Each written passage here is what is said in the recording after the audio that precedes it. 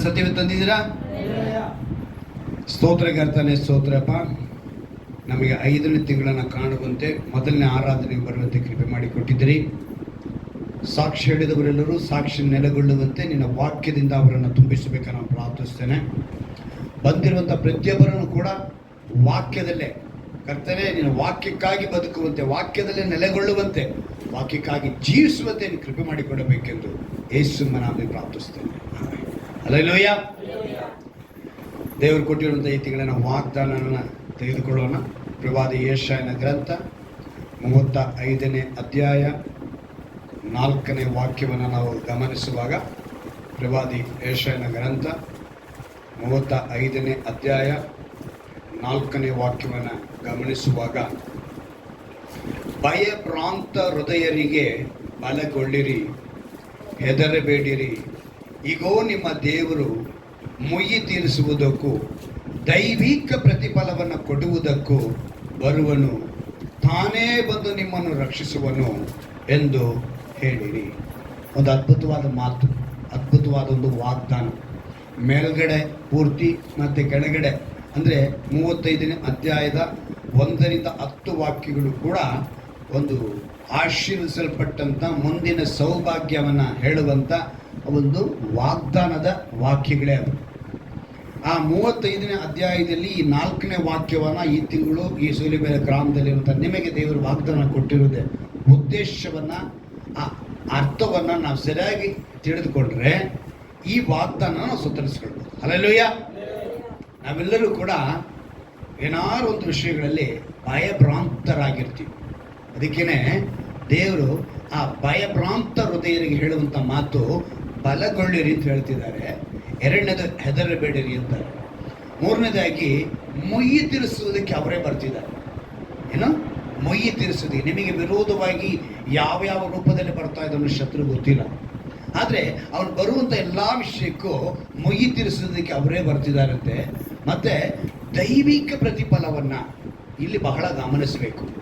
ಮುಯ್ಯಿ ತೀರಿಸುವುದು ಅವರೇ ಬಂದು ದೈವಿಕ ಪ್ರತಿಫಲ, ಈಗ ನಾವು ಆತ್ಮಿಕವಾಗಿ ಹೇಳಬೇಕು ಅಂದರೆ ನಿತ್ಯ ಜೀವ. ಹಲ್ಲೆಲೂಯ. ಆ ನಿತ್ಯ ಜೀವನ ಕೊಡುವುದಕ್ಕಾಗಿ ಅವರೇ ಬಂದು ನಿಮ್ಮನ್ನು ರಕ್ಷಿಸುವುದು ಅಂತ ಹೇಳಿ ಅವರಿಗೆ ಹೇಳಿರಿ. ಯಾರಿಗೆ? ಶತ್ರುವಿಗೆ. ನಿಮಗೆ ವಿರೋಧವಾಗಿ ಎದ್ದೇಳುವಂಥ ಶತ್ರುಗಳಿಗೆ ನೀವು ಹೇಳಬೇಕಾಗಿರೋದು ಏನು ಅಂತ ಹೇಳಿದ್ರೆ, ಏನಂತ ಹೇಳಬೇಕು? ಅವರೇ ಬಂದು ನಮ್ಮನ್ನು ರಕ್ಷಿಸ್ತಾರೆ. ನಾವು ಯಾವುದಕ್ಕೂ ಚಿಂತಿಸುವ ಅವಶ್ಯಕತೆ ಇಲ್ಲ.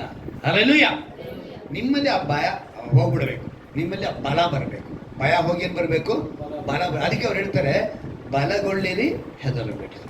ಅದ್ಭುತವಾದ ಮಾತುಗಳನ್ನ ಅವರು ಹೇಳ್ತಿದ್ದಾರೆ. ನಿಮಗೊಂದು ವಿಷಯ ನಾನು ತಿಳಿಸ್ತೇನೆ. ಒಬ್ಬ ಹುಡುಗ ಯವನಸ್ಥ ಅಂತ ಇಟ್ಕೊಳ್ಳೋಣ, ಪರೀಕ್ಷೆ ಬರೆಯಕ್ಕೆ ಹೋಗ್ತಿದ್ದಾನೆ. ಅವನಿಗೆ ಬಹಳ ದಿವಸಗಳಿಂದ ಒಂದು ಆಸೆ ಇರುತ್ತೆ, ಸ್ಪೋರ್ಟ್ಸ್ ಕಾರ್ ಬೇಕು. ಏನೋ ತಂದೆ ಹತ್ರ ಬಂದು ಕೇಳ್ತಾನೆ, ಗಾಡಿ ನನಗೆ ಸ್ಪೋರ್ಟ್ಸ್ ಕಾರ್ ಬೇಕು, ಆಟ ಆಡೋ ಗೊಂಬೆ ಕಾರಲ್ಲ, ನಿಜವಾದ ಕಾರು. ಅವನು ಡಿಗ್ರಿ ಮಾಡ್ತಾರೆ.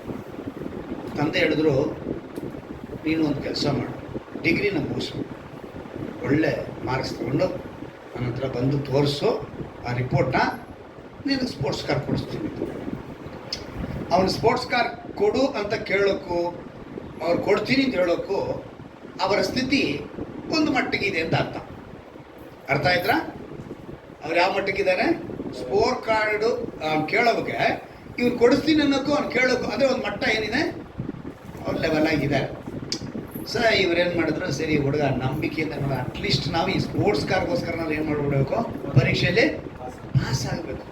ಅವ್ನು ಪಾಸ್ ಆಗಬೇಕು ಅಂತ ಕಷ್ಟಪಟ್ಟು ಓದ್ತಾನೆ, ರ್ಯಾಂಕೇ ಬಂದ್ಬಿಟ್ಟು ಏನಾದವನು ಕಾಲೇಜ್ನಲ್ಲಿ ಏನು ಮಾಡ್ತಾರೆ, ಫೈನಲ್ ಆಗಿ ರ್ಯಾಂಕ್ ಸ್ಟೂಡೆಂಟ್ ಆಯಿತು, ಎಲ್ಲ ಆಯಿತು, ಏನು ಮಾಡ್ತಾರೆ, ಒಂದು ಡ್ರೆಸ್ ಕೊಡ್ತಾರೆ ಗೊತ್ತಾ, ಡಿಗ್ರಿ ಕೊಡುವಾಗ. ಆ ಡ್ರೆಸ್ ಸಮೇತ ಸರ್ಟಿಫಿಕೇಟ್ ಸಮೇತ ಎತ್ಕೊಂಡು ಓಡಿ ಬರ್ತಾನೆ ತಂದೆ ಹತ್ರ. ಬಂದು ಹೇಳ್ತಾನೆ, ರೆಡಿ ನೀನು ಹೇಳಿದಾಗೆ ನಾನು ಪಾಸ್ ಆಗಿದ್ದೀನಿ ಅಂಥೇಳಿ ನಿಂತ್ಕೊಂಡ. ತಂದೆ ಬಹಳ ಸಂತೋಷದಿಂದ ಅವನು ಅಪ್ಕೊಂಡು ಮುತ್ತು ಕೊಟ್ಟು ಒಂದು ಬುಕ್ಕನ್ನ ಈ ರೀತಿ ಕೊಟ್ಟರು. ಈ ಬುಕ್ಕನ್ನ ಕೊಟ್ಟು ಒಂದು ಬುಕ್ ಕೊಟ್ಟರು. ಹಂಗೆ ಒಂದೇ ಕ್ಷಣದಲ್ಲಿ ಎಷ್ಟು ನಗುತ್ತಾ ಇದ್ನೋ ಹಂಗೆ ಅವನ ಮುಖ ಚೇಂಜ್ ಆಗ್ಬಿಟ್ಟು, ಛೇ ಇಷ್ಟೇನಾ, ಇಷ್ಟೊಂದು ಕಷ್ಟಪಟ್ಟು ನಾನು ಓದಿ ನಮ್ಮಪ್ಪ ಹೇಳಿದ್ರೆ ನಾನು ಮಾತ್ರ ನೆರವೇರಿಸ್ತಾರೆ ಅಂತೇಳಿ ನಂಬಿಕೆಯಿಂದ ಬಂದರೆ ನಮ್ಮಪ್ಪ ಒಂದು ಕೇವಲ ಒಂದು ಬುಕ್ ಕೊಡೋದ ಅಂತೇಳಿ ಆ ಬುಕ್ ನಂಗೆ ಬಿಸಾಕಿ ಮನೆ ಬಿಟ್ಟು ಹೋಗ್ತೇನೆ. ಮನೆ ಬಿಟ್ಟು ಹೋದವನು ಸುಮಾರು 20-25 ವರ್ಷಗಳು ಮನೆ ಕಡೆ ತಿರುಗಲ್ಲ. 25 ವರ್ಷಗಳಾಯಿತು. ತಾನು ಒಂದು ಉದ್ಯೋಗಕ್ಕೆ ಹೋಗಿದ್ದಾನೆ, ಒಳ್ಳೆ ಉದ್ಯೋಗಕ್ಕೆ, ಮದುವೆ ಮಾಡ್ಕೊಂಡಿದ್ದಾನೆ, 2 ಮಕ್ಕಳು ಆಗೋದು. 2 ಮಕ್ಕಳಾದ ಮೇಲೆ ಅವನಿಗೆ ಸ್ವಲ್ಪ ಯೋಚನೆ ಬರ್ತಾ ಇದೆ, ನಮ್ಮಪ್ಪನ ಹತ್ರ ಕೋಪಿಸ್ಕೊಂಡು ಬಂದ್ಬಿಟ್ನೆ. ಏನು ಮಾಡ್ಕೊಂಡ್ಬಿಟ್ಟೆ ನಾನು? ಕೋಪಿಸ್ಕೊಂಡು ಬಂದ್ಬಿಟ್ನೆ. ಒಂದ್ಸರಿ ನೋಡೋಣ ಅಂತ ಹೇಳಿ ಹೋಗ್ತಾನೆ.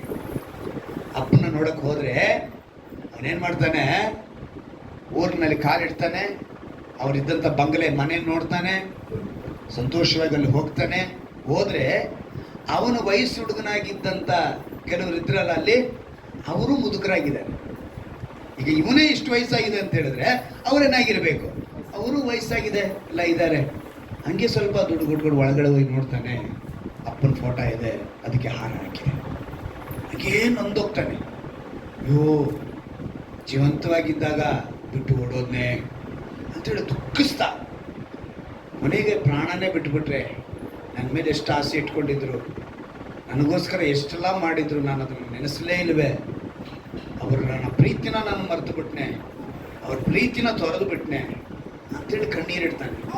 ಕಣ್ಣೀರಿಡ್ತಾ ಆ ಫೋಟೋನೇ ನೋಡ್ತಾ ಹಂಗೆ ನೋಡ್ತಿದ್ದಾನೆ. ಇವನು ಬಿಸಾಕಿದ ಬುಕ್ಕು ಆ ಫೋಟೋ ಹಿಂದ್ಗಡೆ ಇದೆ. ಎಲ್ಲಿದೆ? ಫೋಟೋ ಹಿಂದ್ಗಡೆ. ಸರಿ ಅಂತ ಆ ಬುಕ್ಕನ್ನ ಎತ್ಕೊತಾನೆ. ನೋಡಿದ್ರೆ ಒಂದೊಂದು ಪುಟದಲ್ಲೂ ಅಪ್ಪ ಮಗನನ್ನ ಪ್ರೀತಿನ ಮಾಡಿರೋದನ್ನ ಬರೆದಿದ್ದಾರೆ, ವರ್ಣನೆ ಮಾಡಿ ಬರ್ತಾರೆ. ಒಂದೊಂದು ಪೇಜ್ ತೆಗಿತಾ ಬರ್ತಾ ಇದ್ದಾನೆ. ಒಂದು ಹಂತಕ್ಕೆ ಬಂದಾಗ ಅಲ್ಲಿ ಒಂದು ಬಿಲ್ಲಿತ್ತು. ಏನು ಬಿಲ್ಲು ಅಂತ ನೋಡಿದ್ರೆ ಅವನಿಗೋಸ್ಕರ ಪರ್ಚೇಸ್ ಮಾಡಿದ ಸ್ಪೋರ್ಟ್ಸ್ ಕಾರ್ ಬಿಲ್ಲು ಆ ಬುಕ್ಕಲ್ಲಿತ್ತು. ಅಯ್ಯೋ, ಈ ಬುಕ್ಕಲ್ಲಿದ್ದ ಬಿಲ್ಲನ್ನ ನಾನು ನೋಡ್ಲಿಲ್ವೇ ಅವತ್ತು, ವೇಸ್ಟ್ ಆಗಿ ಇದನ್ನ ವೇಸ್ಟ್ ಬುಕ್ ಅಂತೇಳಿ ಬಿಸಾಕ್ಬಿಟ್ಟು ಹೋದ್ನೆ ಅಂತ ಹೇಳಿ ಕಣ್ಣೀರಿಟ್ಟ. ಇವತ್ತು ನೀನು ನಾನು ಅದೇ ರೀತಿಯಾಗಿ ಈ ಸತ್ಯವೇದ ಪುಸ್ತಕದಲ್ಲಿ ಸ್ಪೋರ್ಟ್ಸ್ ಕಾರ್ ಅಲ್ಲ, ನಿತ್ಯ ಜೀವನ ಇಟ್ಟಿದ್ದಾರೆ. ಆದರೆ ನೀನು ನಾನು ಏನು ಮಾಡ್ತಾ ಇದ್ದೀವಿ? ಅವ್ರ ಪ್ರಾಣನೇ ಕಳ್ಕೊಂಡ್ರು ಅವತ್ತು ಲೋಕ ಪ್ರಕಾರವಾದ ತಂದೆ. ಆದರೆ ಇವತ್ತು ನಿನ್ನ ತಂದೆ ನಿನ್ನ ಮಧ್ಯದಲ್ಲಿ ವಾಸ ಮಾಡ್ತಿದ್ದಾರೆ, ನಿನಗೋಸ್ಕರ ಜೀವ ಕೊಟ್ಟಿದ್ದಾರೆ.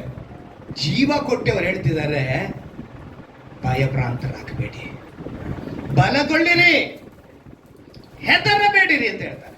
ಎಂತ ಹೇಳ್ತಾರೆ? ಹೆದರಬೇಡ್ರಿ. ಇಗೋ ನಿಮ್ಮ ದೇವರು ಮುಯಿ ತೀರಿಸೋದಕ್ಕೆ ಎಂಥದ್ರಲ್ಲಿ ರೋಗನ ಭಯ ಪಡಬೇಡ. ಆ ರೋಗನ ಮುಯಿ ತೀರಿಸೋದು ಅವ್ರಿಗೆ ಗೊತ್ತಿಲ್ಲದಿರೋ ರೋಗ ಯಾವುದೂ ಇಲ್ಲ. ಇವತ್ತು ಎನ್ ಆಗ್ಬೋದು, ಎಫ್ ಆಗ್ಬೋದು, ಏನೇನೋ ಹೆಸರೋದು, ಕೊರೋನಾ ಅಂತಾನೆ, ಕೋವಿಡ್ ಅಂತಾನೆ, ಆಗಿದಂತಾನೆ, ಮಂಗನ ಕೋತಿ ಅಂತಾನೆ, ಆ ಫ್ಲೂ ಅಂತಾನೆ, ಈ ಫ್ಲೂ ಅಂತಾನೆ, ಐ ಫ್ಲೂ ಅಂತಾನೆ, ಲೋ ಫ್ಲೂ ಅಂತ ಏನೇ ಹೆಸರು ಇಟ್ಕೊಳ್ಳಿ, ಇವನ್ ಇಟ್ಕೊಳ್ಳಿ, ಅವೆಲ್ಲವೂ ಕೂಡ ಅವ್ರಿಗೆ ಗೊತ್ತಿರೋದೆ. ಅದಕ್ಕೋಸ್ಕರನೇ ಅವ್ರು ಔಷಧಿ ತಯಾರಿ ಮಾಡಿದ್ದಾರೆ. ವಿಷದ ಸರ್ಪ ಬೇಕು, ಆ ವಿಷದ ಸರ್ಪದಲ್ಲೇ ಔಷಧಿನ ಇಟ್ಕೊಂಡಿದ್ರು. ಒಂದು ಸಮಯ ಅದೇ ವಿಷದ ಸರ್ಪ ಸೈತಾನನು ಯುಕ್ತಿಯನ್ನು ನೋಡಿ ಈ ವಿಷ ಸರ್ಪವನ್ನು ಏನು ಮಾಡ್ತಾನೆ, ಅವನು ಉಪಯೋಗಿಸ್ಕೊಳ್ತಾನೆ. ಹಾಗಂದ್ಬಿಟ್ಟು ನಾವೀಗ ಇವತ್ತು ಹಾವನ್ನ ದ್ವೇಷ ಮಾಡೋ ಹಾಗಿಲ್ಲ. ಅವತ್ತಿನ ಹಾವು ಅವನಿಗೆ ಉಪಯೋಗ ಪಡ್ತೇವೆ ಹೊರತು ಹಾವಿನ ಸಂತತಿನೇ ಹಂಗಲ್ಲ. ಅವನು ನೋಡಿದ ತಕ್ಷಣ ಏನು ಮಾಡಬಾರ್ದು, ಅದು ಒಂದು ಜಂತು.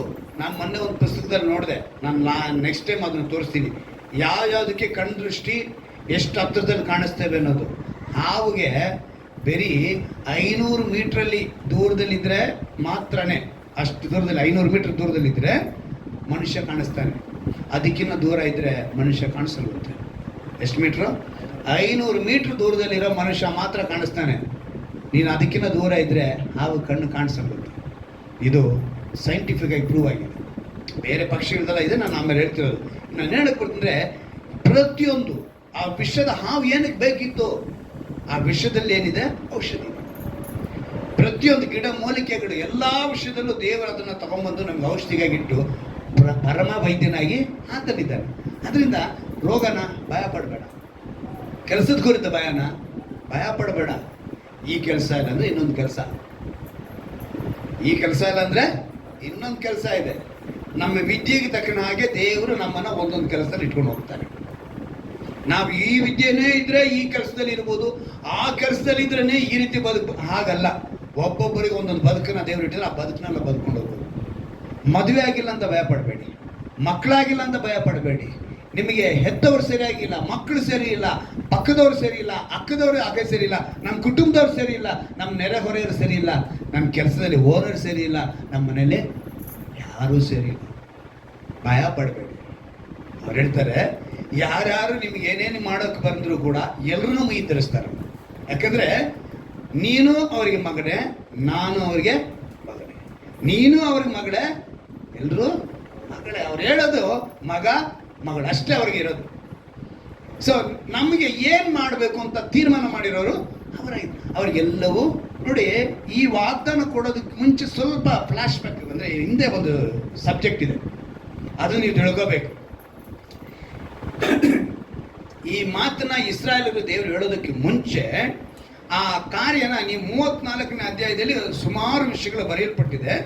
ಅಲ್ಲಿ ಒಂದೇ ಒಂದು ವಿಷಯನ ನಾನು ನಿಮಗೆ ತಿಳಿಸ್ತೀನಿ. ಇದರಲ್ಲಿ ಜನಾಂಗಗಳೇ ಸಮೀಪಿಸಿ ಕೇಳಿರಿ, ಜನಾಂಗಗಳೇ ಕಿವಿಗೊಡಿರಿ ಅಂತ ಹೇಳ್ಕೊಂಡು ಬರ್ತಾ ದೇವರು ಎಷ್ಟನೇ ವಾಕ್ಯದಲ್ಲಿ ಅಂತ ಹೇಳಿದ್ರೆ 5ನೇ ವಾಕ್ಯದಲ್ಲಿ ತಾರಾಮಂಡಲವೆಲ್ಲ ಬಾಡಿ ಬೀಳುವುದು, ನನ್ನ ಖಡ್ಗವು ಮೇಲಿನ ಲೋಕದಲ್ಲಿ ರೋಷಪಾನ ಮಾಡಿ ನಾನು ಶಪಿಸಿದ ಏದೋಮನೆಂಬ ಏನಂತೆ ಏದೋಮನೆಂಬ ಜನಾಂಗದ ಮೇಲೆ ನ್ಯಾಯ ತೀರಿಸುವುದಕ್ಕೆ ಧುಮುಕುವುದು. ಈ ಅಧ್ಯಾಯ ನೀವು ಓದಿ ನೋಡಿ, ನೀವು ಫ್ರೀ ಇದ್ದಾಗ ನೀವು ಅದನ್ನ ಗಮನಿಸ್ಕೋಬೇಕು. ಈ ಅಧ್ಯಾಯಗಳೆಲ್ಲ ಓದಿಲ್ಲ ಅಂದ್ರೆ ಅರ್ಥ ಗೊತ್ತಾಗಲ್ಲ. 34ನೇ ಅಧ್ಯಾಯ ಓದಿ ನೋಡಿ. ಈ ವಾಗ್ದಾನ ಹೇಳೋದಕ್ಕೆ ಕಾರಣ ಏನು ಅಂತೇಳಿ ಸ್ಪಷ್ಟವಾಗಿ ತಿಳ್ಕೊಳ್ತೇನೆ. ನಾನೊಂದು ಔಟ್ಲೈನ್ ಹೇಳ್ತೀನಿ. ತಾರಾಮಂಡಲ ಅಂದ್ರೆ ಏನು? ನಾವು ಇಂಗ್ಲಿಷ್ನಲ್ಲಿ ಏನು ಹೇಳ್ಬೋದು? ಗ್ಯಾಲಾಕ್ಸಿ ಅಂತ ಹೇಳ್ಬೋದು. ಗ್ಯಾಲಾಕ್ಸಿ ಅಲ್ಲಿರೋವೆಲ್ಲ ಕೆಳಗೆ ಬಿದ್ದೋಗುತ್ತಂತೆ. ಯಾವುದನ್ನು ಭೂಮಿ ಬಂದರೆ ಅವುಗಳಿಗೆ ಎಲ್ಲದಕ್ಕಿಂತ ತುಂಬ ಸಣ್ಣದು, ಭೂಮಿಗಿಂತ ಎಲ್ಲ ದೊಡ್ಡದೆ ಮೇಲೆ ಇರೋದು. ಭೂಮಿಗಿಂತ ಚಿಕ್ಕದು ಯಾವುದೂ ಇಲ್ಲ ತಾರಾಮಂಡಲದಲ್ಲಿ. ಅವೆಲ್ಲ ಬಿದ್ದೋಗುತ್ತಂತೆ. ಬಿದ್ದೋದ್ರು ಶಪಿಸಿದ ಏದೋಮನೆಂಬ. ಈ ಏದೋಮ ಯಾರು ಅಂತ ನಾನು ನೋಡಿದ್ರೆ, ಯಾಕಂದ್ರೆ ಒಂದು ವಾಗ್ದಾನ ನಮ್ಗೆ ಹೇಳೋದಕ್ಕೆ ಮುಂಚೆ ಅದರ ಹಿನ್ನೆಲೆ ಏನು, ದೇವರ ಉದ್ದೇಶ ಏನು ತಿಳ್ಕೋಬೇಕಲ್ವಾ. ಏದೋಮನ ಯಾರು ಅಂತ ಹೇಳಿದ್ರೆ, ಒಂದಾನೊಂದು ಸಮಯದಲ್ಲಿ ಇಸ್ರಾಯೇಲರು ತಮ್ಮ ಜನ ಅವರು ದಾಟಿ ಹೋಗಬೇಕು ಅನ್ನುವಾಗ ಈ ಏದೋಮ ಸೀಮೆ ಅನ್ನೋದು ಸೇಯರ್ ಸೀಮೆ ಅಂತಾರೆ, ಇಲ್ಲದ ಏದೋಮ ಸೀಮೆ ಅಂತಾರೆ. ಆ ಪ್ರಾಂತ್ಯವನ್ನು ಅಂದ್ರೆ ಆ ದೇಶವನ್ನು ಅವ್ರು ದಾಟಬೇಕು ಅಂತ ಹೇಳಿದಾಗ ಇವರು ದಾಟೋದಕ್ಕೆ ಬಿಡಲಿಲ್ಲ ಏದೋಮಿಯರು. ಅಂದ್ರೆ ನೀವು ಇದನ್ನ ಅರಣ್ಯಕಾಂಡದಲ್ಲಿ 20ನೇ ಅಧ್ಯಾಯ ನೋಡಿ. ಅರಣ್ಯಕಾಂಡದಲ್ಲಿ 20ನೇ ಅಧ್ಯಾಯ, ಅರಣ್ಯಕಾಂಡ 20ನೇ ಅಧ್ಯಾಯ ಅವ್ರು ಏನೆಲ್ಲ ಮಾಡಿದ್ರು ಅಂತೇಳಿ ನಾನು ಓದ್ತೀನಿ, ಗಮನ ಇಟ್ಟು ಕೇಳಿ. ಅರಣ್ಯಕಾಂಡ 20ನೇ ಅಧ್ಯಾಯ 14ನೇ ವಾಕ್ಯದಿಂದ ಓದ್ತೀನಿ, ಗಮನ ಇಟ್ಟು ಕೇಳಿ. ಮೋಶೆ ಕಾದೇಶಿನಿಂದ ಏದೋಮ್ಯರ ಅರಸನ ಬಳಿಗೆ ದೂತರನ್ನ ಕಳುಹಿಸಿ ತಮ್ಮ ಸಂಬಂಧಿಕರಾದ ಇಸ್ರಾಯೇಲರು ಕೇಳಿಕೊಳ್ಳುವುದು ಏನೆಂದರೆ, ನಮಗೆ ಸಂಭವಿತ ಎಲ್ಲಾ ಕಷ್ಟವನ್ನು ತಾವು ಕೇಳಿದ್ದೀರಷ್ಟೇ. ನಮ್ಮ ಪಿತೃಗಳು ಐಗುಪ್ತ ದೇಶಕ್ಕೆ ಇಳಿದು ಹೋದರು, ನಾವು ಅಲ್ಲಿ ಬಹು ದಿವಸ ವಾಸವಾಗಿದ್ದರು. ಐಗುಪ್ತರು ನಮ್ಮನ್ನು ನಮ್ಮ ಪಿತೃಗಳನ್ನು ಉಪದ್ರವಪಡಿಸಿದ್ದು, ನಾವು ಯೆಹೋವನಿಗೆ ಮೊರೆ ಇಡಲಾಗಿ ಆತ ನಮ್ಮ ಪ್ರಾರ್ಥನೆ ಕೇಳಿ ದೂತನನ್ನು ಕಳುಹಿಸಿ ನಮ್ಮನ್ನು ಐಗುಪ್ತ ದೇಶನ ಬಿಡುಗಡೆ ಮಾಡಿಸಿದ್ದು, ಇದನ್ನೆಲ್ಲ ತಾವು ತಿಳಿದಿದ್ದೀರಿ. ಇಷ್ಟು ಸಬ್ಜೆಕ್ಟ್ ಹೇಳ್ತ ಏನಂತೆ, ನಿಮ್ಗೆಲ್ಲ ವಿಷಯ ತಿಳಿದಿದ್ಯಪ್ಪ. ಯಾರಿಗೆ? ಕಾದೇಶಿಂದ ಏದೋಮ್ಯರ ಅರಸನ ಬಳಿಗೆ ಬಂದಾಗ ಅರಸನಿಗೆ ಹೇಳ್ತಾ ಇರುವಂತ ಮಾತುಗಳಿದು.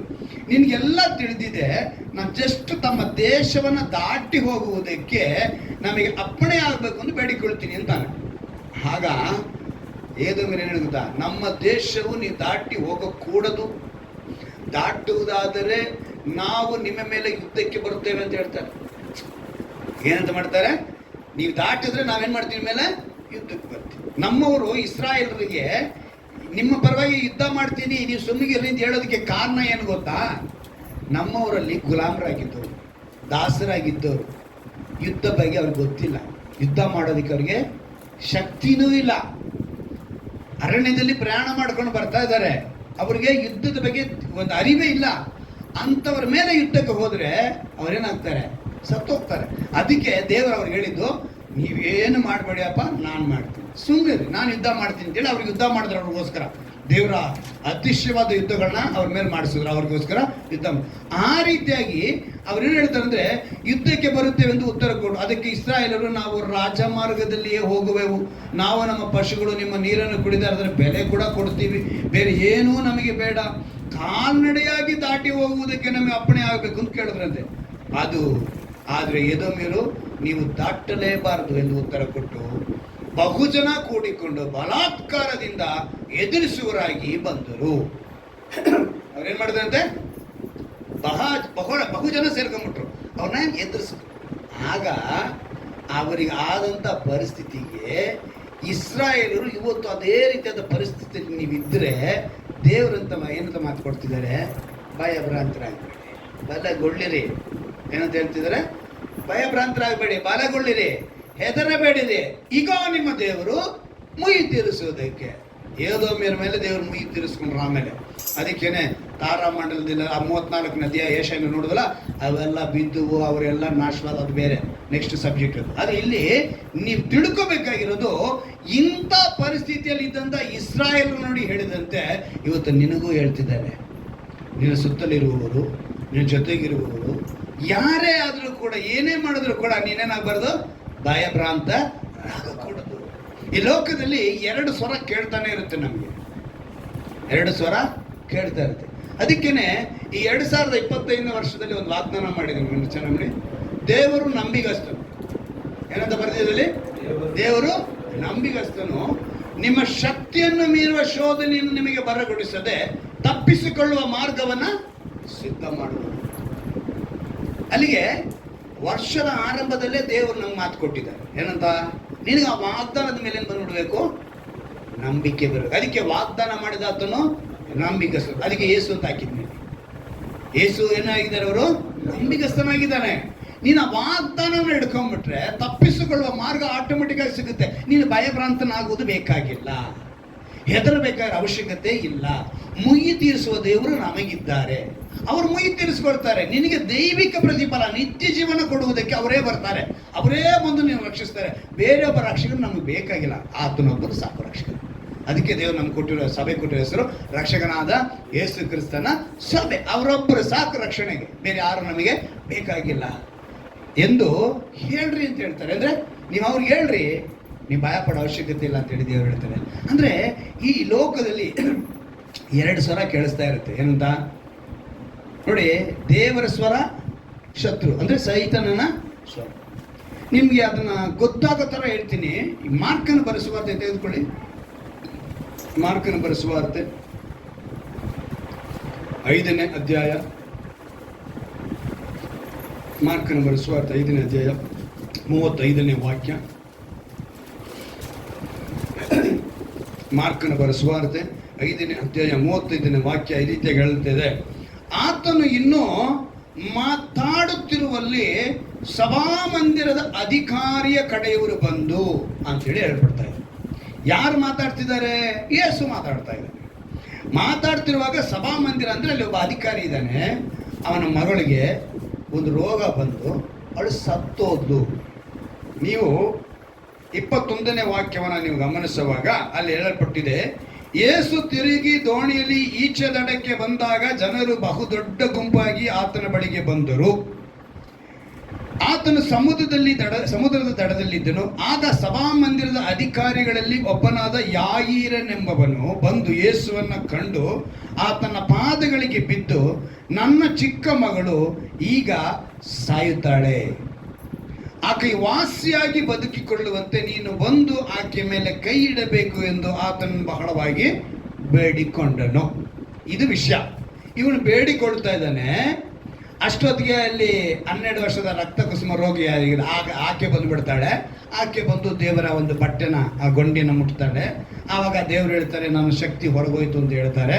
ತಕ್ಷಣ ದೇವರಲ್ಲಿ ನಿಂತು ಮಾತಾಡಿ, ಅದೊಂದು ವಿಷಯ ನಮ್ಗೆಲ್ಲರಿಗೂ ಗೊತ್ತಿರೋ ಒಂದು ವಿಷಯ.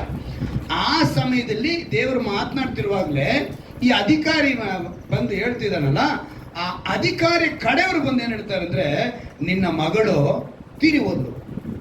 ಎಲ್ಲ ನೀವು ಗಮನಿಸಬೇಕು. ಈಗ ಶತ್ರುವಿನ ಮಾತು ಬರ್ತಾ ಇದೆ. ಯಾರಿಗೆ? ಯಾಯಿರನಿಗೆ. ಏನಂತ? ನಿನ್ನ ಮಗಳು ತೀರುವುದು. ಗೊತ್ತಾಯ್ತಾ? ಇದು ಶತ್ರುವಿನ ಸ್ವರ. ಅಲ್ಲಿ ಇನ್ನೇಕೆ ಗುರುವಿಗೆ ತೊಂದರೆ ಕೊಡುವುದು ಅಂದರು. ಅವರು ಆಡಿದ ಮಾತನ್ನು ಯೇಸು ಲಕ್ಷ್ಯ ಕೊಡದೆ, ಏನಂತ ಬರೆದ್ಬಿಟ್ಟು ನೋಡಿ, ಲಕ್ಷ್ಯ ಮಾಡದೆ. ಅಂದ್ರೆ ಅವ್ರು ಹೇಳ್ತಿರೋ ಮಾತನ್ನ ಯೇಸು ಗಮನಿಸಲೇ ಇಲ್ಲ. ಲಕ್ಷ್ಯ ಮಾಡದೆ ಸಭಾಮಂದಿರದ ಅಧಿಕಾರಿಗೆ ಅಂಜಬೇಡ, ನಂಬಿಕೆ ಮಾತ್ರ ಇರಲಿ ಅಂತ. ಹಲ್ಲೆಲೂಯಾ. ಅವ್ರೇನಂತ ಹೇಳಿದ್ರು?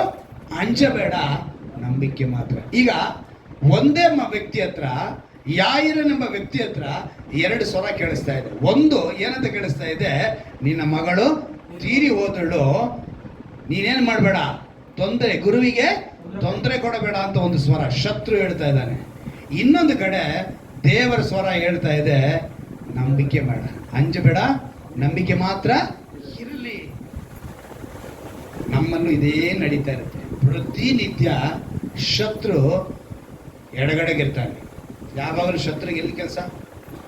ಲೆಫ್ಟು. ಅವನು ಲೆಫ್ಟೇ, ಅವನು ರೈಟ್ ಯಾರು ಗೊತ್ತಾ? ದೇವರು. Right side. ಅದಕ್ಕೇನೆ ಬಲಪಾರ್ಶ್ವದಲ್ಲಿ, ತಂದೆಯಾದ ಬಲಪಾರ್ಶ್ವದಲ್ಲಿ ಇವತ್ತಿಗೂ ನನಗೂ ನಿನಗೂ ಪರಿತಪಿಸುವನಾಗಿ ಒಬ್ಬ ವಕೀಲನಾಗಿ ಮಾತಾಡಿಕೊಂಡು ಏನ್ ಮಾಡ್ತಿದ್ದಾರೆ? ಅವರು ನಿಂತಿದ್ದಾರೆ. ಅಂದ್ರೆ ನಿನಗಾಗಿ ನನಗಾಗಿ ಮಾತನಾಡ್ತಿದ್ದಾರಲ್ವಾ? ಆ ದೇವರ ಮಾತು ಅಲ್ಲಿ ಹೇಳ್ತಾ ಇದೆ, ನಂಬಿಕೆ ಮಾತು. ನೀವು ಮೋಶೆ ಹುಟ್ಟಿದಾಗ ಅವನು ಸುಂದರನಾಗಿದ್ದಂತೆ ಮಗು. ಆದ್ರೆ ಮೋಶೆ ಸಮಯದಲ್ಲಿ ಏನ್ ಗೊತ್ತಾ ಸಮಸ್ಯೆ ಇತ್ತು? ಎಲ್ಲ ಮಗುವನ್ನು ಕೊಲ್ಲಬೇಕು ಅಂತ ಇತ್ತು. ಆಗ ಅವ್ರ ತಂದೆ ತಾಯಿ ಏನ್ ಮಾಡಿದ್ರಂತೆ, 3 ತಿಂಗಳು ಕಾಪಾಡಿದಾರೆ ಮಗುನ. 3 ತಿಂಗಳು ಆದ್ಮೇಲೆ ಪೆಟ್ಟಿಗೆನೆಲ್ಲ ಹಾಕಿದ್ದು. ಆ 3 ತಿಂಗಳು ಮಗುನ ಹೆಂಗ್ ಕಾಪಾಡಿರ್ತಾರೆ ಯೋಚನೆ ಮಾಡಿ ನೋಡಿ. ಆ ವಾಕ್ಯ ಓದ್ ನೋಡಲ್ವಾ? ಇಬ್ರಿಯರಿಗೆ 11ನೇ ಅಧ್ಯಾಯ,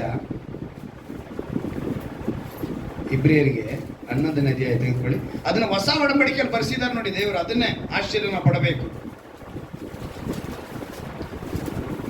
23ನೇ ವಾಕ್ಯ 11ನೇ ಅಧ್ಯಾಯದಲ್ಲಿ 20. ಏನಂತೆ? ಅವನ ತಂದೆ ತಾಯಿಗಳು ಏನ್ ಹೇಳ್ತಿದ್ದಾರೆ ನೋಡಿ, ಕೂಸು ಸುಂದರವಾಗಿದೆ ಎಂದು ನೋಡಿ. ಏನಂತೆ? ಅರಸನ ಅಪ್ಪಣಿಗೆ ಏನ್ ಮಾಡ್ಲಿಲ್ಲ ಅವರು? ಭಯ ಪಡ್ಲಿಲ್ಲ. ಎಂತ ಧೈರ್ಯ ನೋಡಿ ಅವರಲ್ಲಿ. ಆ ಮೋಶೆಯ ತಂದೆ ತಾಯಿಗೆ ಎಂತ ಒಂದು ಧೈರ್ಯ ಇತ್ತು ನೋಡಿ. ಅವ್ರು ಏನ್ ಮಾಡ್ತಿದ್ದಾರೆ? ಭಯ ಪಡದೆ.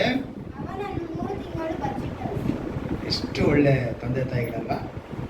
ಯೋಚನೆ ಮಾಡಿ, ಎಳೆ ಮಗು ಹತ್ತಿರಲ್ವಾ, ಶಬ್ದ ಕೇಳಿಸಿರಲ್ವಾ, ಹೆಂಗ್ ಕಾಪಾಡಿರ್ಬೋದು ಯೋಚನೆ ಮಾಡಿ.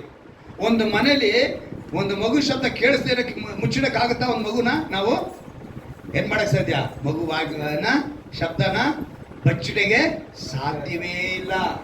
ಆದ್ರೆ ಅವ್ರು 3 ತಿಂಗಳು ಏನ್ ಮಾಡಿದ್ರು?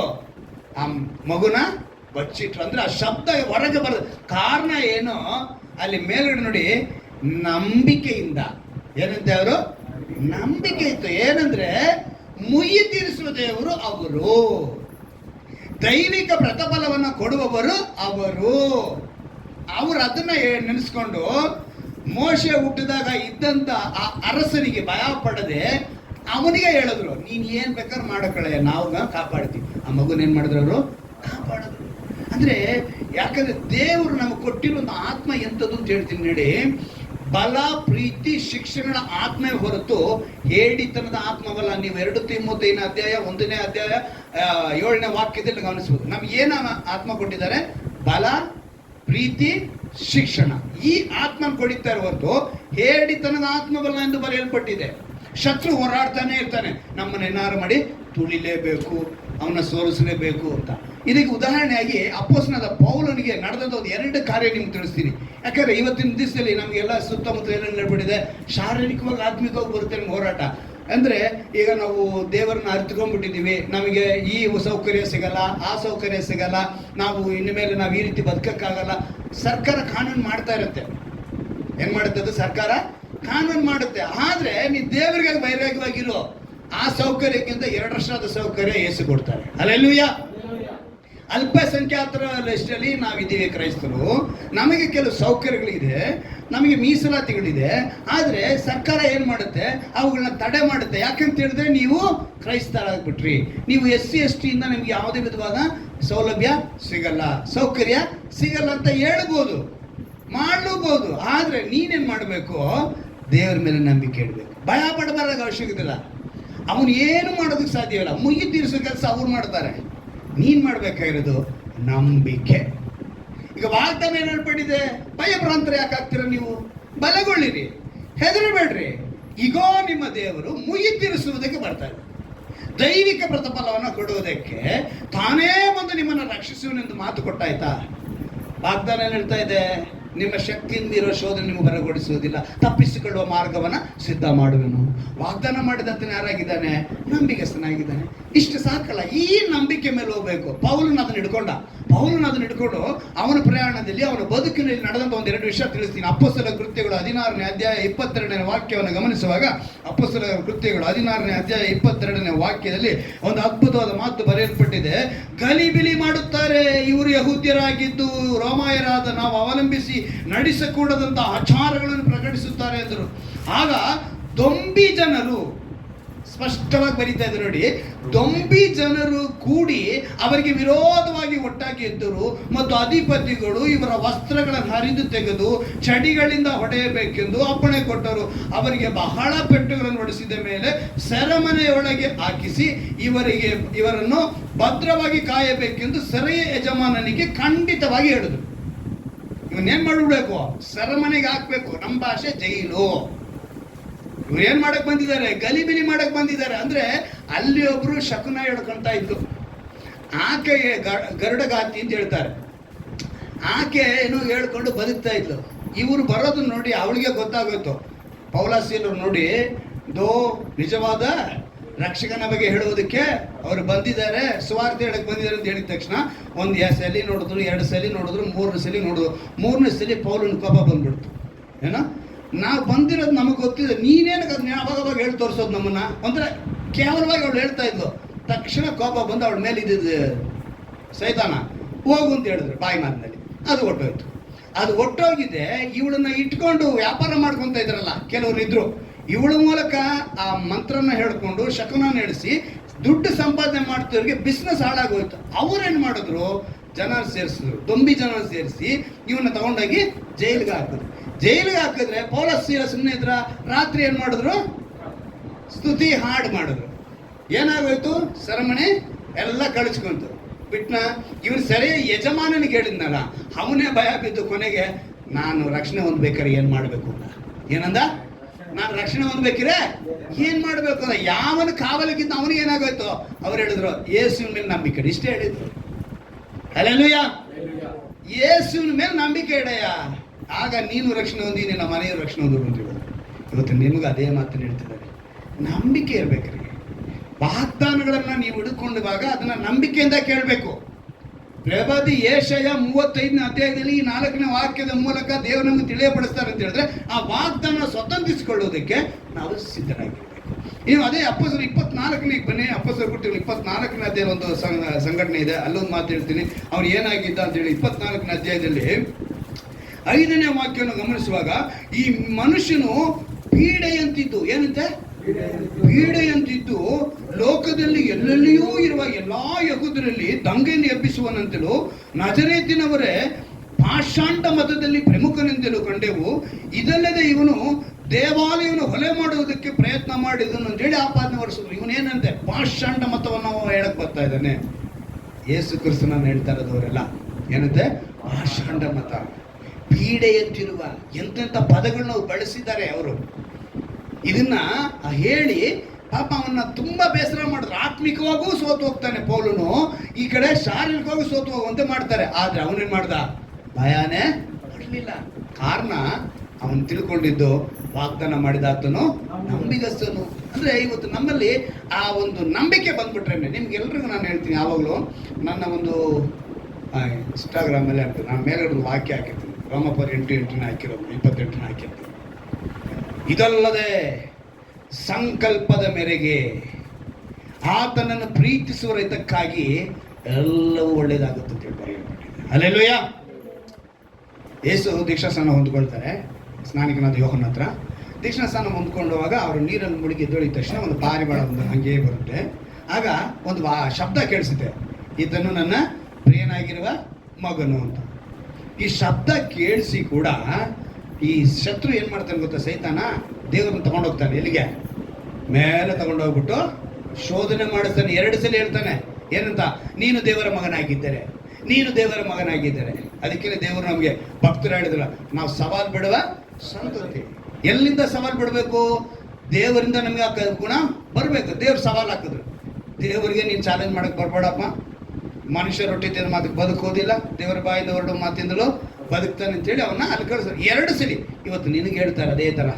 ನಿನ್ನ ಜೊತೆಗಿರೋರು ಹೇಳ್ಬೋದು, ಅಕ್ಕಪಕ್ಕದವ್ರು ಹೇಳ್ಬೋದು, ಕೆಲಸದಲ್ಲಿ ಹೇಳ್ಬೋದು, ಸ್ವಂತದವ್ರು ಹೇಳ್ಬೋದು, ಬಂಧುಗಳು ಹೇಳ್ಬೋದು.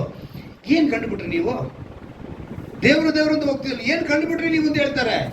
ಭಯನೇ ಪಡಬೇಡಿ, ದೇವರು ಖಂಡಿತವಾಗಲೂ ತನ್ನ ವಾಗ್ದಾನವನ್ನ ನೆರವೇರಿಸ್ತಾನೆ. ಈ 8:28 ನಾನು ಇವತ್ತು ಗಮನಿಸಿದ ಒಂದು ಮಾತಿನ ಅಂಶ ಏನು ಅಂತ ಹೇಳಿದ್ರೆ, ಚೆನ್ನಾಗಿ ಗಮನಿಸ್ಕೊಳ್ಳಿ. ಆತನನ್ನು ಪ್ರೀತಿಸುವ, ಇದ್ದಾಗ ಆ ವಾಕ್ಯ ತೆಗೆದುಕೊಳ್ಳಿ, ರೋಮಪುರಿಗೆ 8:28. ಅಲ್ಲಿ ಒಂದು ಅಂಶ ನಾವು ಬರೆಸಿದ ಇದೆ, ಅದನ್ನ ಗಮನಕ್ಕೆ ಇವತ್ತು ಕೂಡ ಅದೇ ಹೇಳ್ತೀನಲ್ಲ, ಪ್ರತಿಯೊಂದು ದಿವಸ ವಾಕ್ಯ ಓದಿದ್ರೆ ಒಂದೊಂದು ದಿವಸಕ್ಕೆ ಒಂದೊಂದು ಅರ್ಥ ಕೊಡ್ತಾರೆ ದೇವರು. ಅಂತ ಒಂದು ಸತ್ಯವೇದದ ರಹಸ್ಯಗಳು, ಆಳಗಳು. 8:28 ವಾಕ್ಯನ ಇದಲ್ಲದೆ ದೇವರ ಸಂಕಲ್ಪದ ಮೇರೆಗೆ ಅಂತ ಹೇಳಿದ ತಕ್ಷಣ ನಾನು ಯೋಚನೆ ಮಾಡಿದೆ. ಕರೆಯಲ್ಪಟ್ಟು ಆತನ ಪ್ರೀತಿಸುವುದಕ್ಕಾಗಿ ಎಲ್ಲಾ ಕಾರ್ಯಗಳು ಅನುಕೂಲವಾಗಿತ್ತು. ನಾವೆಲ್ಲ ಏನ್ ಮಾಡ್ತೀವಿ ಗೊತ್ತಾ? ಪ್ರೀತಿ ಮಾಡ್ತೀವಿ ದೇವರನ್ನ. ನಾವು ಪ್ರೀತಿ ಮಾಡಲ್ಲ ಅಂತ ಹೇಳ್ತೀವಿ, ದೇವರನ್ನ ಪ್ರೀತಿ ಮಾಡ್ತೀವಿ. ಆದರೆ ಮೇಲ್ಗಡೆದು ಗಮನಿಸ್ಬೇಕು. ಸಂಕಲ್ಪ ಅಂತ ಇದೆಯಲ್ಲ, ಅದೇನು ಅರ್ಥ ಅಂತ ಹೇಳಿದ್ರೆ, ಆತನ ಮಾತಿಗೆ ವಿಧೇಯರಾಗಬೇಕು. ಹಲ್ಲೆಲೂಯಾ. ನೀವು ಮಾತಿಗೆ ವಿಧೇಯರಾದ್ರೇನೆ ಯಾವ್ದು ಸಿಗುತ್ತೆ? ಹಿತ ಸಿಗುತ್ತೆ. ನೀವು ಮಾತಿಗೆ ವಿಧೇಯರಾಗಿಲ್ಲ ಅಂದ್ರೆ ಹಿತ ನಮಗೆ ಸಿಗಲ್ಲ. ಒಬ್ಬ ವ್ಯಕ್ತಿ ಹೋಟ್ಲಿಗೆ ಹೋಗ್ಬಿಟ್ಟು, ಏನಪ್ಪ ತಿಂಡಿ ಇದೆ ಅಂದಂತೆ. ಸರ್ ಏನು ಬೇಕು ಸರ್ ನಿಮಗೆ? ಇಲ್ಲಿ ಏನಿದೆ? ಇಡ್ಲಿ ಇದೆ, ದೋಸೆ ಇದೆ, ಮಸಾಲೆ ಇದೆ, ಅದು ಇದು ಏನೇನೋ ಹೇಳ್ದ. ಓ, ಇಡ್ಲಿಗೆ ಏನು ಕೊಡ್ತೀಯಾ? ಚಟ್ನಿ ಕೊಡ್ತೀಯ. ದೋಸೆಗೆ ಏನು ಕೊಡ್ತೀಯ? ಸಾಂಬಾರು. ಪೂರಿಗೆ ಏನು ಕೊಡ್ತೀಯ? ಸಾಗು ಕೊಡ್ತೀಯ. ಹೌದಲ್ವ? ಇಡ್ಲಿಗೆ ಕಾಸು ಬೇರೆ, ಸಾಂಬಾರಿಗೆ ಕಾಸು, ಇದು ಚಟ್ನಿಗೆ ಬೇರೆ ಕಾಸು. ಇಲ್ಲ ಸರ್, ನೀವು ಇಡ್ಲಿಗೆ ನಾವು ಚಟ್ನಿ ಫ್ರೀ, ದೋಸೆಗೆ ಅದಕ್ಕೂ ಚಟ್ನಿ ಸಾಂಬಾರು ಫ್ರೀನೇ ಸರ್, ಪೊಂಗಲ್ಗೆ ಚಟ್ನಿ ಸಾಕು ಫ್ರೀ ಸರ್. ಹೌದಾ? ಒಂದು 3 ಕಪ್ ತಗೊಂಬ. ಏನ ಬರೀ ಫ್ರೀ ಅಂತ ಹೇಳಿದಲ್ಲ, ಅದನ್ನ ಮಾತ್ರ ಅಂದ. ಏನಂತ ಹೇಳ್ದ? ಆಗ ಅವನು ಹೇಳಿದಂತೆ, ಸರ್ ಇಡ್ಲಿ ತಗೊಂಡ್ರೆ, ದೋಸೆ ತಗೊಂಡ್ರೆ, ಇವತ್ತು ನಮ್ಮವ್ರು ಹೆಂಗ್ ಗೊತ್ತಾ, ಇದೇ ಪರಿಸ್ಥಿತಿಯಲ್ಲಿ ಇರೋದು. ಒಳ್ಳೇದು ಮಾತ್ರ ಬೇಕು, ಆದ್ರೆ ಇವ್ರು ವಿಧೇಯರ ಮಾತ್ರ ಆಗಲ್ಲ. ಇವ್ರೇನ್ ಮಾಡಲ್ಲ? ಒಳ್ಳೇದು ಮಾತ್ರ ಇವ್ರಿಗೆ ಬೇಕು, ಆದ್ರೆ ಏನ್ ಬೇಡ, ನಮ್ಗೆ ಅಂಥದ್ದು ಅದೆಲ್ಲ ನಮ್ಗೆ ಸೆಟ್ ಆಗಲ್ಲ ನೋಡಿ. ನಾವು ಅಂತರ ವಿಧೇಯರಾಗುತ್ತ, ನಾವು ಕಾಲ ರೆಗರ್ಸ್ಕೊಂಡು ನಡೆಯೋರು ಅಲ್ವಾ? ಹಾಗಲ್ಲ. ದೇವ್ರು ಹೇಳ್ತಾರೆ, ಸಂಕಲ್ಪದ ಮೇರೆಗೆ ಅಂದ ತಕ್ಷಣ ನೀನು ವಿಧೇಯನಾಗ್ಬಿಡ್ಬೇಕು. ವಿಧೇಯನಾದ್ರೆ ಈ ವಾಗ್ದಾನ ನಿನ್ನಲ್ಲಿ ನೆರವೇರುತ್ತೆ. ಮೊಣಕಾಲಾಕಿ ಈ ಅನುಭವ ಕೊಡಿ ಅಂತ ಕೇಳಲ್ವಾ? ದೇವರ ಬಳಿ ನಾವು ಮೊಣಕಾಲಾಕಿ ಕೇಳುವಾಗ ಯಥಾರ್ಥ ಹೃದಯದಿಂದ ಕೇಳಿ, ಈ ವಾಗ್ದಾನ ನಾನು ಸತೋಲಿಸಿಕೊಳ್ಬೇಕು ಅಂತ ಕೇಳಬೇಕು. ನೀವು ಕೇಳುವಾಗ ದೇವರ ಗಮನ ಆ ಕಡೆ ಈ ಕಡೆ ಆಗಂಗಿರ್ಬಾರ್ದು. ನನ್ನ ಮಗ ಯಾವ ರೀತಿ ಕೂಗ್ತಿದ್ದಾನೆ, ನನ್ನ ಮಗಳು ಯಾವ ರೀತಿ ನನ್ನನ್ನು ಕೂಗ್ತಿದ್ದಾಳೆ ಅಂಥೇಳಿ. ಯಾಕಂದ್ರೆ ಈ ಸತ್ಯವೇದದಲ್ಲಿ ಆ ರಹಸ್ಯಗಳು, ಆ ಆಶೀರ್ವಾದಗಳು ತುಂಬಲ್ಪಟ್ಟಿವೆ. ಆದರೆ ನಾವು ಅದನ್ನು ಕಂಡುಕೊಂಡ್ರೆ ಸಾಕು, ಅದರಲ್ಲಿರುವಂಥ ಆಶೀರ್ವಾದನ ಹೊಂದಿಕೊಳ್ಳೋದಕ್ಕೆ. ಕಂಡುಕೊಳ್ಳೋದು ಹೇಗೆ? ಆತನ ಸಂಕಲ್ಪ ಏನು ತಿಳ್ಕೊಳ್ಬೇಕು. ಆ ಸಂಕಲ್ಪ ಏನು ಅಂತ ಹೇಳಿದ್ರೆ, ಆ ಸಂಕಲ್ಪಕ್ಕೆ ನಾವು ವಿಧೇಯರಾಗಬೇಕು. ಆದರೆ ಆತನ ಮಾತಿಗೆ ವಿಧೇಯರಾಗಬೇಕು. ಆತನ ವಾಕ್ಯದಲ್ಲಿ ನೆಲೆಗೊಳ್ಳಬೇಕು. ಯಾಕಂದ್ರೆ ಆತನ ವಾಕ್ಯವಾಗಿದ್ದಾನೆ, ವಾಕ್ಯವಾಗಿ ನಮ್ಮಲ್ಲಿ ಬದುಕ್ತಾನೆ. ಆ ವಾಕ್ಯದಿಂದಲೇ ನಿಮ್ಮನ್ನು ಬಲಪಡಿಸ್ತಿದ್ದಾನೆ. ವಾಗ್ದಾನ ಮಾಡಿದ ಆತನ ನಂಬಿಕಸ್ಥನಾಗಿದ್ದಾನೆ. ಆ ನಂಬಿಕಸ್ಥನಾದ ಹೇಳುವಂತ ಮಾತು ಏನು ಅಂತ ಹೇಳಿದ್ರೆ, ನಿಮ್ಮ ಶೋಧನೆಯನ್ನು ಮೀರುವ, ಎಷ್ಟು ಅದ್ಭುತವಾದ ಮಾತಲ್ವಾ? ನಿಮ್ಮ ಶಕ್ತಿಯನ್ನು ಮೀರುವ ಶೋಧನೆ ನಿಮಗೆ ಬರಗೊಡಿಸದೆ. ಯಾವಾಗಲೂ ನಾವು ಶೋಧನೆಯೇ ನಮ್ಮನ್ನು ಮೀರಿಸುತ್ತೇನೋ, ಈ ಶೋಧನೆ ನಮಗಿಂತ ಮೇಲೆ ಹೋಗುತ್ತೇನೋ ಅಂತ ಯೋಚನೆ ಮಾಡ್ತೀವಿ. ಆದ್ರೆ ದೇವರು ಹೇಳ್ತಾರೆ, ಶಕ್ತಿಯನ್ನು ಮೀರುವ ಶೋಧನೆ ನಿನಗೆ ಬರಲ್ಲ. ಶೋಧನೆಯನ್ನು ಮೀರಿಸುವುದಕ್ಕೆ ನಿನಗೆ ಸಾಧ್ಯ. ಆದ್ರೆ ನಾವೇನ್ ಮಾಡ್ತೀವಿ? ಶೋಧನೆಯೇ ಮೀರಿಸಕ್ಕೆ ನೋಡ್ತೀವಿ. ಆದ್ರೆ ದೇವರು ಇವತ್ತು ಎಚ್ಚರಿಕೆ ಪಡಿಸ್ತಾರೆ, ನಿನಗೆ ಹಿಂದೆನೇ ಪ್ರತಿಫಲ ಇಟ್ಟಿದ್ದೀನಿ. ಯಾವ ರೀತಿ? ಬಲಗೊಳ್ಳು, ಹೆದರಬೇಡ. ದೇವರು ಮುಯಿ ತೀರಿಸುವುದಕ್ಕೂ ದೈವಿಕ ಪ್ರತಿಫಲವನ್ನು ಕೊಡುವುದಕ್ಕೂ ಬರುವನು. ತಾನೇ ಬಂದು ನಿಮ್ಮನ್ನು ರಕ್ಷಿಸುವನು ಹೇಳಲ್ಪಟ್ಟಿದೆ ಅಲ್ವಾ? ಅದ್ಭುತವಾದ ದೇವರು, ವಾಗ್ದಾನ ಮಾಡಿದ ನಂಬಿಕಸ್ಥನಾಗಿದ್ದಾನೆ, ಮಾತು ತಪ್ಪದ ದೇವರಾಗಿದ್ದಾರೆ. ಆ ಮಾತಿಗೆ ನಮ್ಮ ಒಪ್ಪಿಸಿಕೊಡುತ್ತೇವೆ ಅಂತೇಳಿ ಯಾರ್ಯಾರು ಒಪ್ಪಿಸಿಕೊಡುತ್ತಿದ್ದಾರೋ ಅವರೆಲ್ಲರೂ ಕೂಡ ಕರ್ತನೆ ಈ ವಾಗ್ದಾನವನ್ನು ಸ್ವತಂತ್ರಿಸಿಕೊಳ್ಳುವಂತೆ, ಈ ವಾಗ್ದಾನದ ಆಶೀರ್ವಾದ ಯೇಸುವಿನ ನಾಮದಲ್ಲಿ ನಜರೇತಿನ ರಕ್ಷಕನಾದ ಯೇಸು ಕ್ರಿಸ್ತನ ನಾಮದಲ್ಲಿ ಈ ವಾಗ್ದಾನದ ಆಶೀರ್ವಾದ ಕೇಳುವಂತ ಪ್ರತಿಯೊಬ್ಬರಿಗೂ ಈ ಕ್ಷಣ ಯಾವಾಗಲೇ ಕೇಳಿದರು ಆ ಆಶೀರ್ವಾದ ಉಂಟಾಗಲಿ ನಾವು ಪ್ರಾರ್ಥಿಸ್ತೇವೆ. ಉಂಟಾಗಲಿ ರಚನೆ ಬಲಪಡಿಸುವ ವಾಗ್ದಾನಕ್ಕೆ ಒಪ್ಪಿಸಿಕೊಟ್ಟವರಾಗಿ ಬದುಕುವಂತೆ, ವಾಗ್ದಾನಗಳನ್ನ ಸ್ವತಂತ್ರಿಸಿಕೊಳ್ಳುವಂತೆ, ವಾಗ್ದಾನ ಮಾಡಿದ ತನ್ನ ನಂಬಿಕೆಯಿಂದಲೇ ಬದುಕುವಂತೆ ನೀವು ಕೃಪೆ ಮಾಡಿಕೊಡುವುದಕ್ಕಾಗಿ ಸ್ತೋತ್ರ ರಾಜ. ಈ ತಿಂಗಳ ಪೂರ್ತಿಯಾಗಿ ಈ ವಾಗ್ದಾನದ ಮೇಲೆ ಅಪಾರವಾದ ನಂಬಿಕೆ ಇಟ್ಟು ಅನೇಕ ಆಶೀರ್ವಾದವನ್ನು ಹೊಂದಿಕೊಳ್ಳುವುದಕ್ಕೆ ಕೃಪೆ ಮಾಡು. ಎಲ್ಲ ತಡೆಗಳನ್ನು, ಶತ್ರುವಿನ ಕುತಂತ್ರಗಳನ್ನು, ತಂತ್ರೋಪಾಯಗಳನ್ನ ನಜರೇತಿನ ಯೇಸು ಕ್ರಿಸ್ತನ ನಾಮದಲ್ಲಿ ನಾನು ಕಟ್ಟಿ ಸುಟ್ಟುತ್ತೇನೆ. ನಿನ್ನ ಮಕ್ಕಳ ಸುತ್ತಲೂ ಬೇಲಿ ಇಟ್ಟು ಕಾದು ರಕ್ಷಿಸು. ಎಷ್ಟೋ ಮಕ್ಕಳಿಗೆ ಕರ್ತನೆ ಈ ತಿಂಗಳು, ನೆಕ್ಸ್ಟ್ ತಿಂಗಳು ಕರ್ತನೆ ಅವರ ಶಾಲೆಗಳಿಗೆ, ಕಾಲೇಜುಗಳಿಗೆ ಹಣದ ಸೌಕರ್ಯ ಕರ್ತನೆ, ಇವತ್ತು ಸರ್ಕಾರವು ನಮಗೆ ವಿರೋಧವಾಗಿ ಅನೇಕ ಸವಲತ್ತುಗಳನ್ನ, ಸೌಲಭ್ಯಗಳನ್ನ, ಸೌಕರ್ಯಗಳನ್ನ ಅದು ಕಡಿತ ಮಾಡಿದರೂ ಕೂಡ ನನ್ನ ಪರಲೋಕದ ದೇವರಿಂದ ಎಲ್ಲವೂ ಸಾಧ್ಯ ಎಂಬ ನಂಬಿಕೆಯೊಂದಿಗೆ, ಓ ಈ ಲೋಕವನ್ನು ನನಗೆ ಕೊಡದೆ ಹೋದರೂ ಪರವಾಗಿಲ್ಲ, ಆದರೆ ಈ ಲೋಕವನ್ನು ಉಂಟು ಮಾಡಿ ನನ್ನ ಸೃಷ್ಟಿಕರ್ತನಿಂದ ನನಗೆಲ್ಲವೂ ಸಿಗುತ್ತೆ ಎಂಬ ನಂಬಿಕೆಯೊಂದಿಗೆ ತಮ್ಮ ಹೆಜ್ಜೆಯನ್ನ ನಿನಗಾಗಿ ವೈರಾಗ್ಯವಾಗಿ ಇಡುವಂತೆ ಕೃಪೆ ಮಾಡಿಕೊಡು. ಈ ಆರಾಧನೆಯಲ್ಲಿ ಕರ್ತನೆ ಅವರು ಕೇಳದಂತ ವಾಕ್ಯದಂತೆ ಭಯ ಭ್ರಾಂತರಾಗುವುದೇ ಬೇಡಪ್ಪ, ಬಲಗೊಳ್ಳಲಿ ಕರ್ತನೆ, ಅವ್ರನ್ನ ಬಲಗೊಳಿಸು. ಈ ತಿಂಗಳು ಪೂರ್ತಿಯಾಗಿ ನೆಕ್ಸ್ಟ್ ತಿಂಗಳು ಅವರ ಕಾಲೇಜಿಗೆ, ಶಾಲೆಗಳಿಗೆ ಕಟ್ಟುವುದಕ್ಕೆ ಬೇಕಾದ ಹಣದ ಅಗತ್ಯವನ್ನ ಪರಲೋಕದಿಂದ ದೇವರು ದಯಪಾಲಿಸು. ನೇಮಿಸಲ್ಪಟ್ಟಂತ ವ್ಯಕ್ತಿಗಳಿಂದ ಕರ್ತನೆ ಅವರು ಒದಗಿಸಿಕೊಡು. ಒಂದು ವೇಳೆ ಕರ್ತನೆ ಸಾಲದ ಪರಿಸ್ಥಿತಿ ಇದ್ದರೂ ಕೂಡ ಆ ಸಾಲವನ್ನು ತೀರಿಸುವುದಕ್ಕೆ ನೀನು ಅವರಿಗೆ ಬಾಗಿಲು ತೆಗೆದುಕೊಡು, ಅದಕ್ಕೆ ಅವಕಾಶಗಳನ್ನ ಕೊಡು. ಹೇಗೆ ಸಾಲ ತೀರಿಸಬೇಕು ಆಲೋಚನೆ ಕೊಡು. ಯಾಕಂದ್ರೆ ನಿನ್ನ ಆಲೋಚನೆ ಕರ್ತನಾಗಿದೆಯಪ್ಪ. ಅನೇಕರು ಇವತ್ತು ಸಾಲದ ಬಾಧೆಗಳಿಂದ ತಮ್ಮನ್ನು ಆತ್ಮಹತ್ಯೆ ಮಾಡಿಕೊಳ್ಳೋದಕ್ಕೆ ಪ್ರಯತ್ನ ಪಡ್ತಿದ್ದಾರೆಪ್ಪ. ಆತ್ಮಹತ್ಯೆ ಒಂದು ದಾರಿ ಅಲ್ಲ, ಮಾರ್ಗವಲ್ಲ, ಪರಿಹಾರವಲ್ಲ. ಅದನ್ನು ತೆಗೆದಿಟ್ಟು ನನ್ನ ದೇವರು ನನಗೆ ಸಹಾಯ ಮಾಡುತ್ತೇನೆಂಬನ ಅವರು ತಿಳಿದುಕೊಳ್ಳುವಂತೆ ಕೃಪೆ ಮಾಡಿಕೊಳ್ಳು. ಪ್ರತಿಯೊಬ್ಬರನ್ನು ಆಶೀರ್ವದಿಸು ಕರ್ತನೆ. ಈ ತಿಂಗಳಿನ ವಾಗ್ದಾನವನ್ನು ಸ್ವತಂತ್ರಿಸಿಕೊಳ್ಳುವುದಕ್ಕೆ ಕೃಪೆ ಮಾಡಿಕೊಳ್ಳು. ಬಲಹೀನತೆಗಳ ನಾನಾ ವಿಧ ರೋಗಗಳು ಈ ಭೂಮಿ ಮೇಲೆ ಇರುವುದು ಕರ್ತನೆ, ಆದ್ರೆ ಪರಮ ವೈದ್ಯನು, ಪರಮ ಔಷಧಿಯು ನೀನಾಗಿದ್ಯಾ. ನೀನಾಗಿರುವುದರಿಂದ ನಿನ್ನಿಗೆ ಅಸಾಧ್ಯವಾದುದು ಒಂದಿಲ್ಲ ಕರ್ತನೆ. ಈ ಶರೀರದ ಅಂಗಾಂಗಗಳನ್ನು ಉಂಟು ಮಾಡಿರುವ, ಸೃಷ್ಟಿ ಮಾಡಿರುವ ದೇವರಿಗೆ ಎಲ್ಲವೂ ಸಾಧ್ಯ ಎಂಬುದನ್ನು ಅರಿತುಕೊಳ್ಳುವಂತೆ ಬಲಹೀನತೆ ಇದ್ರೆ ಈ ಕ್ಷಣದಲ್ಲಿ ಕರ್ತನೆ ಆ ಬಲಹೀನತೆಯನ್ನು ತೆಗೆದುಹಾಕಿ ಬಲಗೊಳ್ಳುವಂತೆ ಮಾಡಿ. ಎಂತ ವ್ಯಾಧಿ ಇರಲಿ, ಎಂತ ರೋಗ ಇರಲಿ ಕರ್ತನೆ, ಅದು BP ಆಗಿರ್ಲಿ, ಶುಗರ್ ಆಗಿರ್ಲಿ ಕರ್ತನೆ, ಕ್ಯಾನ್ಸರ್ ಗಡ್ಡೆ ಆಗಿರ್ಲಿ, ಎಂತ ಬಲಹೀನತೆ ಇರಲಿ ಕರ್ತನೆ. ಎಸೆಯ ಮೊಣಕಾಲುಗಳು ನನಗೆ ಎದ್ದೋಳಕ್ಕೆ ಆಗ್ತಾ ಇಲ್ಲ, ನನ್ನ ಮೊಣಕಾಲಿನಲ್ಲಿ ಬಲವಿಲ್ಲ, ನನ್ನ ಕಣ್ಗಳಿಗೆ ಬಲವಿಲ್ಲ, ನನ್ನ ಕೈಗಳಿಗೆ ಬಲವಿಲ್ಲ, ನನ್ನ ಹೃದಯದಲ್ಲಿ ಅನೇಕ ವಿಧವಾದ ಯೋಚನೆಗಳು, ನನಗೆ ಒಂದು ಮಂದವು. ಈ ರೀತಿಯಾಗಿ ಪ್ರತಿಯೊಬ್ಬರು ಕರ್ತನೆ ಹಿಂಸೆ ಪಡುವ ಎಲ್ಲ ಬಲಹೀನತೆಗಳಿಂದ ಈ ದಿವಸದಲ್ಲಿ ಕರ್ತನೆ ನೀನು ಕೊಟ್ಟಂತ ಅಧಿಕಾರದ ಮೇಲೆ ಹೇಳ್ತೀನ ಒಂದು ವಿಶ್ವಾಸವಾದ ಒಂದು ಬಿಡುಗಡೆ ಶಕ್ತಿ ಪ್ರತಿಯೊಬ್ಬರನ್ನು ಮುಟ್ಟಲಿದ್ದು ನಾವು ಪ್ರಾರ್ಥಿಸಬೇಕು. ಪ್ರತಿಯೊಬ್ಬರನ್ನು ಆಶೀರ್ವದಿಸು. ಬಲಹೀನತೆಗಳೆಲ್ಲ ತೆಗೆದ ಸಮಾಧಾನ ಆಳ್ವಿಕೆ ಮಾಡಲಿ ಕರ್ತನೆ. ನೀನು ಮಾತಿನಂತೆ ನನ್ನ ಸಮಾಧಾನ ಬಿಟ್ಟು ಹೋಗುತ್ತೇನೆ ಅಂತ ಹೇಳಿದೆಯಪ್ಪ. ಆ ಸಮಾಧಾನವನ್ನು ಆಳ್ವಿಕೆ ಮಾಡಲಿ. ತಂದೆಯಾಗಿದ್ದು, ತಾಯಿಯಾಗಿದ್ದು, ಸ್ನೇಹಿತನಾಗಿದ್ದು, ಎಲ್ಲದಕ್ಕೂ ಎಲ್ಲವನಾಗಿರುವಂತ ದೇವರು ನೀನಾಗಿದೆಯಪ್ಪ.